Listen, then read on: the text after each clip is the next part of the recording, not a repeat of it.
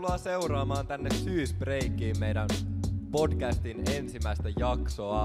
Ja tervetuloa myös sinne, jos seuraatte YouTubesta tai kuuntelette Spotifysta tätä jaksoa. Ja tänään me käsitellään vähän nuorisotapahtumia ja lopuksi meillä saattaa olla teille vielä pien yllärikin. Ja tosiaan meikäläinenhän on Toivo ja mä toimin tän illan teidän juontajana. Ja tästä pöydän toiselta puolelta multa löytyy Iida, mä oon toinen juontaja ja näin. Mites sul menee, Toivo? Mikä fiilis tästä illasta? No, mulla on oikein hyvä fiilis tästä illasta.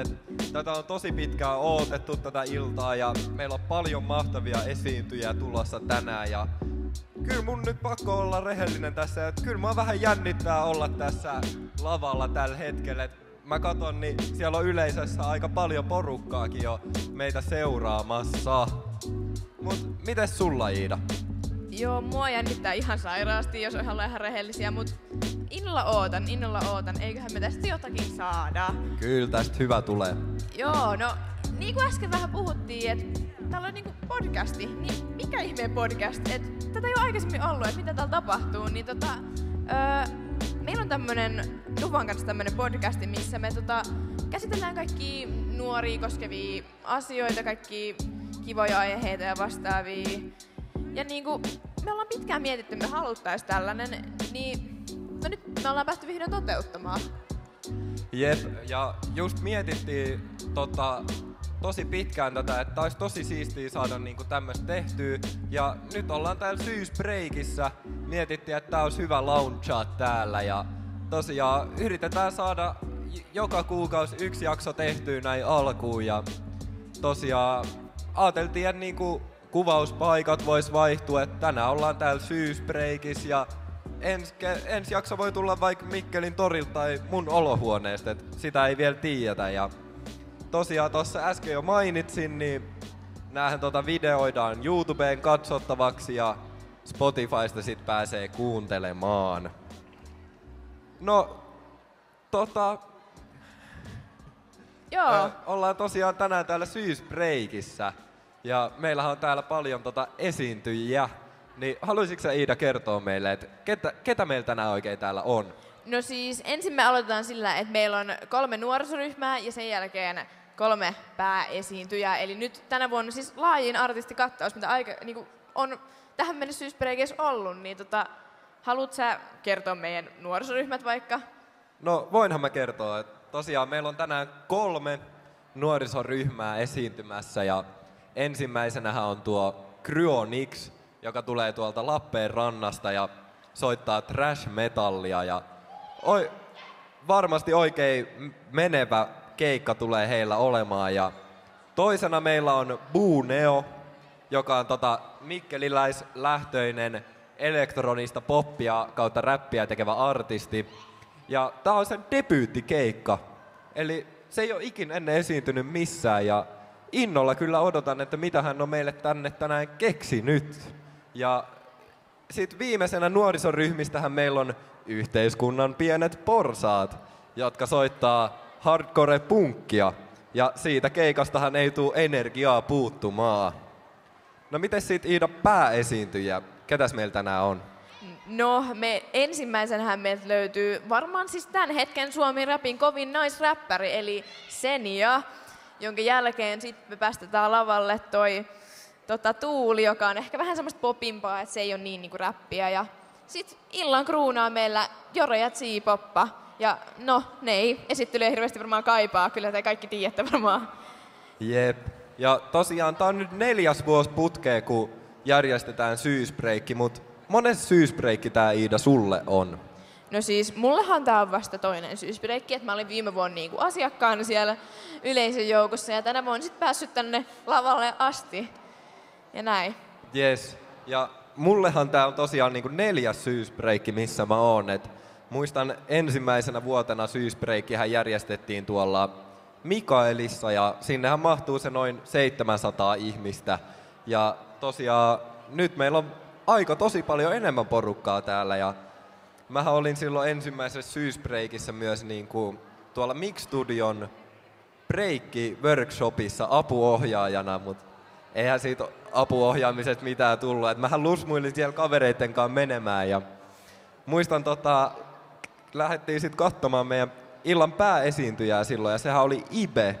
Ja siitä niinku hauska juttu mun mielestä oli se, että silloin Ibe ei ollut vielä niinku räjähtänyt siihen suurimpaan niinku isoimmilleen mitä hän on ollut, vaan se oli vähän jo niinku saanut nimeä, mutta ei vielä ollut siellä huipulla.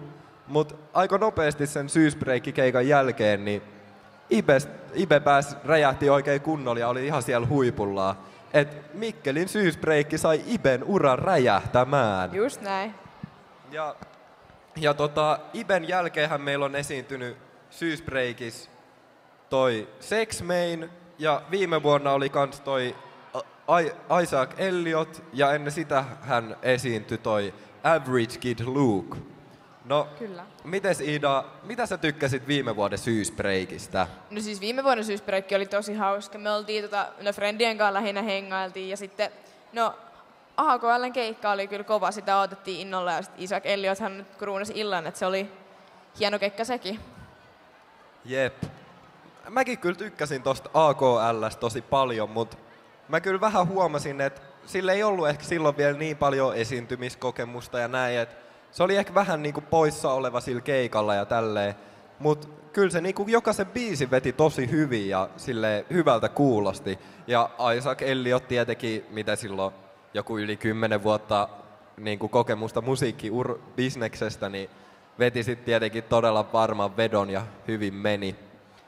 Mut jos tullaan vielä tähän niinku tän illan syysbreikkiin, niin keitä artisteja sä Iida odotat eniten? No siis odotan varmaan eniten ehkä yhteiskunnan pieniä porsaita, koska kiva nähdä vähän erilaista tyylistä musiikkia täälläkin. Ja sit totta kai Irlannin kruunaajat Joro ja Siipoppa on kyllä niitä odotan innolla. Jees, komppaan sua kyllä tuossa yhteiskunnan pienissä porsaissa. Et mun mielestä on tosi siistiä, että me ollaan saatu tämmöiseen pääosin mainstream-musiikkia soittavaan tapahtumaan tommonen vaihtoehtoista musiikkia soittava bändi. Ja tosiaan niillä on kyllä niinku, mitä on keikkavideoit nähnyt, niin ihan törkeen kova meininki keikoilla. Et ootan kyllä innolla sitä. Ja sit toisena mulla on toi Boo Neo. Et sitä ootan kans tosi kovasti. Et tää on se debyyttikeikka tosiaan ja ei oikein tiedä mitä siltä odottaa. Et silleen, mut uskon kyllä, että se on tosi kova vedon vetää ja vähän tossa kuulin juttu, että hän on myös käsikirjoittanut Valomiehelle valot jokaiseen biisiin, että ei hirveän moni artisti tee, että olisikohan tää toinen kerta syysbreikin historiassa? Joo. Sen jälkeen siis tämän vuoden syysbreikissä meillä on kans niinku vähän ollut aiheena meillä on tänä vuonna siis 2 naisartistia. Kyllä. Niin haluaisitko kertoa, että mikä homma? No tosiaan, meillä ei ole ikinä ennen ollut pääesiintyjinä naisartisteja syysbreikissä. Ja tosiaan tänä vuonna mietittiin, että haluttais vähän niin kuin naisartisteja esiintyä tänne. Ja mä katson sinne yleisöön, niin sielläkin on aika paljon niin kuin mimmei. Ja just niin kuin ollaan mietitty paljon sitä, että se olisi hienoa, että niin kuin täällä lavalla ei olisi aina joku mies räppäämässä, vaan että täällä olisi naisia. Ja tekin, jotka siellä olette katsomassa, niin teilläkin voisi olla niin kuin täällä lavalla semmoinen joku idoli, jota katsoo ylöspäin. Ja sit ihan myös vaan niin kuin sekin, että naisartisteilla nyt tälleen yleisellä tasolla on yleensä aika huono asema musiikkibisneksessä, niin halutaan vähän niin kuin saada heille enemmän näkyvyyttä täällä Mikkelissäkin.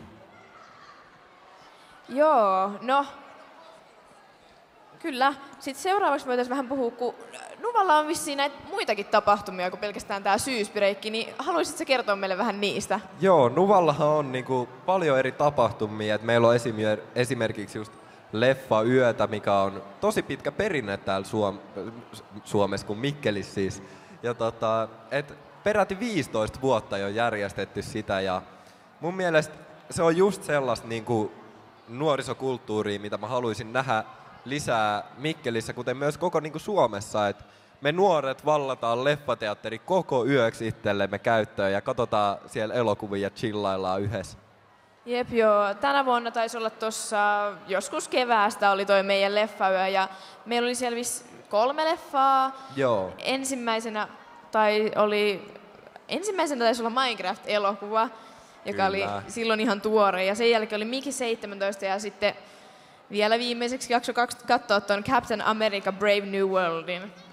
Kyllä. Ja meillähän oli myös tänä vuonna kokonaan uusi tapahtuma toi Schools Out Rokkala, mikä oli tosiaan Rokkalan skeittihallin luona. Ja siellä oli vähän pienempiä esiintyjiä. Siellä oli esimerkiksi Toke ja Jänö Klubi. Ja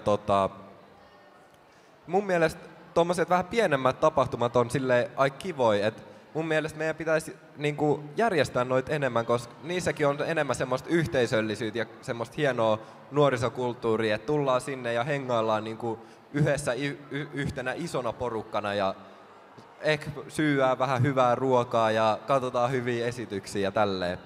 Mut millaisia tapahtumia sä, Iida, toivoisit tulevaisuudessa lisää? No just tollasia Schools Out Rokkalan ja leffayön tyylisiä, semmosia chillejä, missä esimerkiksi Rokkalassa syötiin vähän snacksia, hengattiin kavereiden kanssa, kuunneltiin vähän hyvää musaa, niin sellaisia mun mielestä tarvitsisi lisää. Joo, mä oon tossa ihan samaa mieltä, että tollasia tarvittaisiin lisää ja mulla on ollut tosi pitkään niinku, kun on ollut nuorisovaltuustossa, niin pitkään semmoinen idea, että olisi hienoa järjestää niinku reivit nuorille, että olisi vähän teknomusiikkia ja vähän strobovaloa ja tanssittaisi menemään, mutta harmillisesti kauhean moni meidän porukasta ei ole innostunut tosta asiasta. Sä, Iida, kyllä oot hyvin innostunut ja kannatat tätä, mutta muut ei hirveämmin. Mutta toi olisi mun mielestä hienoa nähdä. Ja tosiaan tuossa alussa puhuttiin, että meillä saattaisi ehkä olla joku pien ylläri teille tähän loppuun. Yes. Sieltä näyttää olevan pikkuhiljaa tulossa, niin pitäisikö meidän nyt paljastaa, että kuka sieltä oikein tulee? Kyllähän meidän varmaan pitäisi. Haluaisiko meidän yleisö tietää? Yes. Antakaahan oikein isot uploadit meidän yllätysvieraalle Senia! Woo!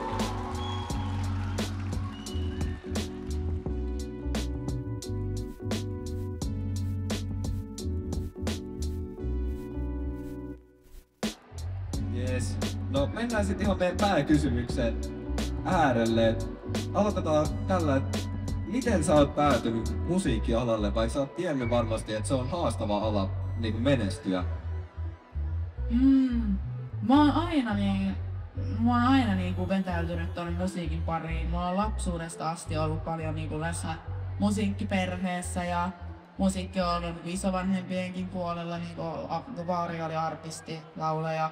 Ja mä oon niinku sitä kautta tutustunut musiikkiin ja niinku tohon touraus- ja väkkärielämään. Ja sitten aina mä oon niinku musiikki on ollut mulle sellainen terapeuttinen asia, että tuon iso intohimo musaa kohtaa ja mä oon harrastanut, soittanut poikkihuilua, saksofonia, tanssinut, niin kaikki rytmit ja tommonen ja lyriikat niin ja itsen ilmaisuuden on ollut semmonen asia, mitä mä oon halunnut tehdä. Ja sitten siitä mä oon nyt sit vaan kunnianhimoisesti lähtenyt räppää ja laulaa ja tekee kaikkea ja tähän se on nyt vaan johtanut, että määrätietoisesti vaan on siis havitellut tätä musiikkiuraa.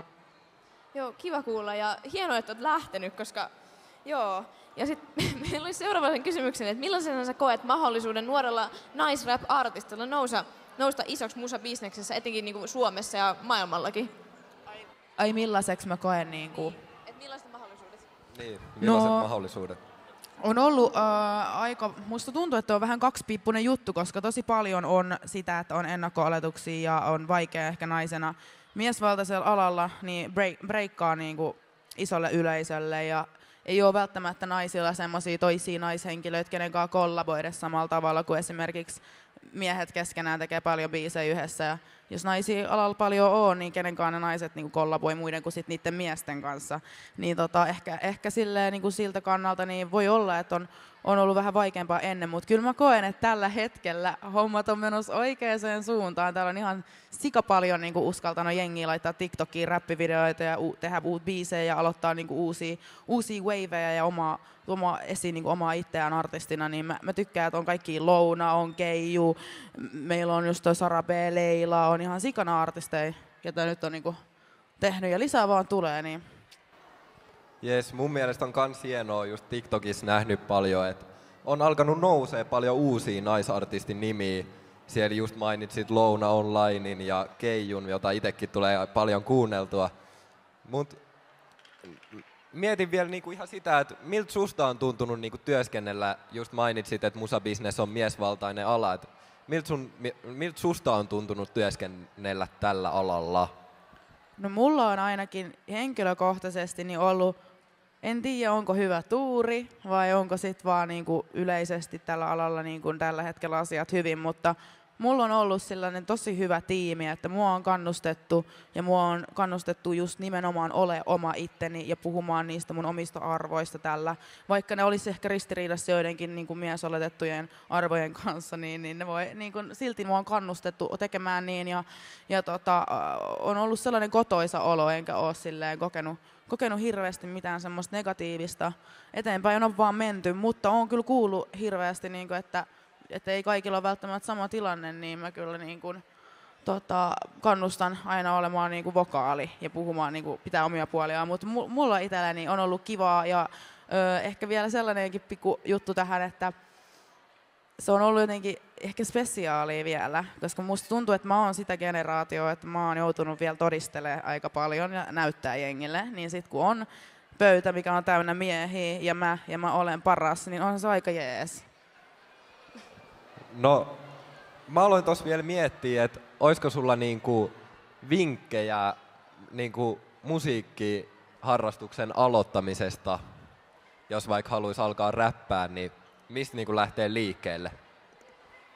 No, mun mielestä paras vinkki on se, että on vaan niinku pistä 100% sun oma pää siihen sun omaan juttuun. Älä liikaa vilkuile sitä, mitä muut tekee vieressä, mitä muut ohjeistaa, mitä muut sanoo sulle.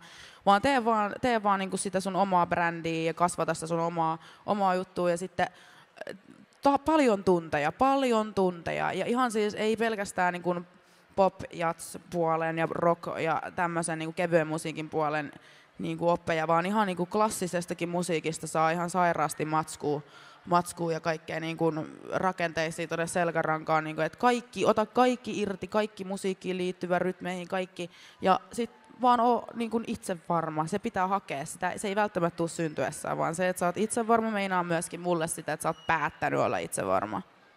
Ihan sika hyviä vinkkejä.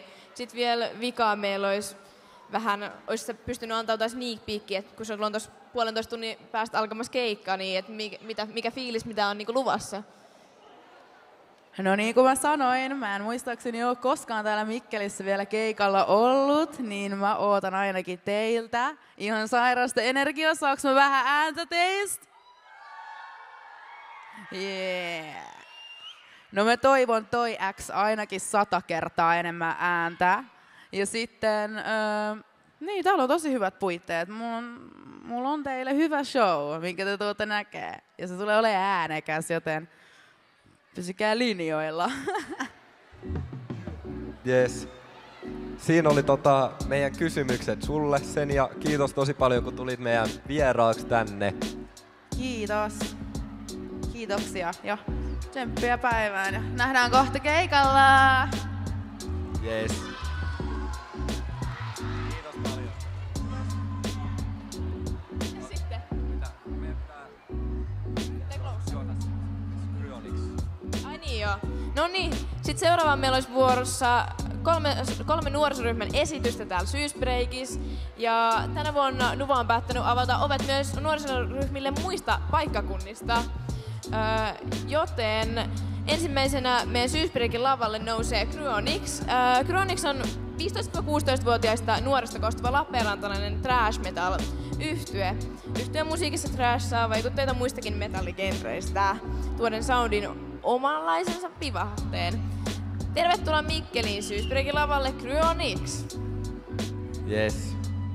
Ja kiitos kaikille kuuntelijoille siellä YouTuben tai Spotifyn puolella ja kiitos meidän yleisölle, kun olitte täällä kuuntelemassa.